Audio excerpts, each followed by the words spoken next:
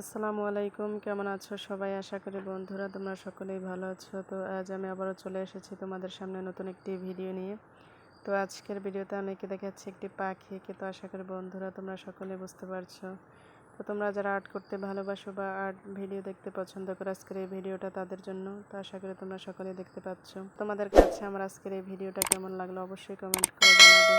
আর তোমরা যারা আমার এই পুরো ভিডিওটা জুড়ে রয়েছে তাদেরকে আমার পক্ষ থেকে আন্তরিক শুভেচ্ছা ও অভিনন্দন।